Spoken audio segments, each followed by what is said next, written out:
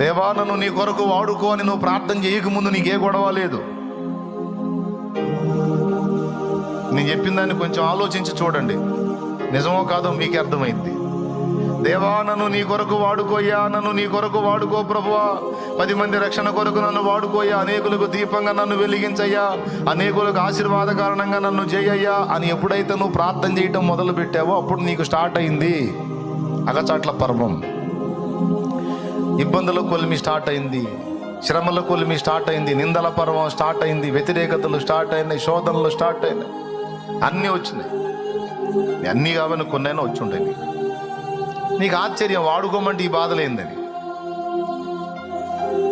అంటే దేవుడు నిన్ను వాడుకోవటానికి ముందు అర్హమైన పాత్రగా తీర్చిదిద్దుకుంటాడు. అర్హమైన పాత్రగా నిన్ను తీర్చిదిద్దే ప్రక్రియలో ముందు దేవుడు చేసే పని ఏంటంటే నిన్ను ఆయన పనికి వాడబడకుండా అడ్డగించే అహాన్ని నాశనం చేయటమే ముందు దేవుడు చేసే పని.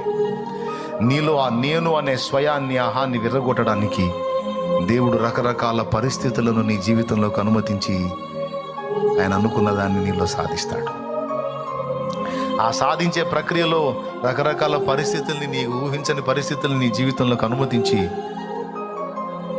సరిచేస్తాడు.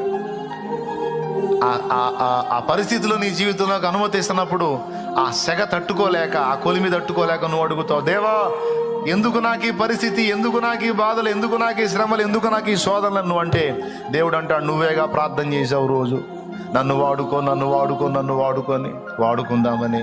వాడుకోమంటే వాడుకో నాయనా, నన్ను ఆడుకుంటున్నావేంది దేవా? నువ్వు వాడుకోవాలని ప్రార్థన చేశా కానీ నువ్వు నాతో ఆడుకుంటున్నావేంది తండ్రి? అసలు ఏంది తండ్రి నా ఆడుకుందామని?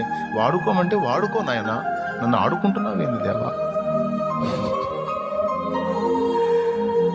నువ్వు వాడుకోవాలని ప్రార్థన చేశా కానీ నువ్వు నాతో ఆడుకుంటున్నావేంది తండ్రి? అసలు ఏంది తండ్రి నా పరిస్థితి ఏంది తండ్రి? ఆడుకోవట్లేదు తల్లి, ఆడుకోవట్లేదు నాన్న. వాడుకోవటానికి అర్హమైన పాత్రగా నీలో నేనుండి పని చేయడానికి అడ్డగించే అహాన్ని విర్రగొడుతున్నాను. ఎందుకంటే నువ్వు నా కార్యాన్ని నెరవేర్చాలంటే నా కృప నీకు కావాలి. ఆ కృప నీకు దొరకాలంటే అది అహంకారం ఉంటే దొరకదు, దీనులకు దొరికిద్ది. ఎవరికి దొరికిద్ది? ఎందుకంటే నేను అహంకారులను ఎదిరిస్తాను, దీనులకు కృప చూపుతాను.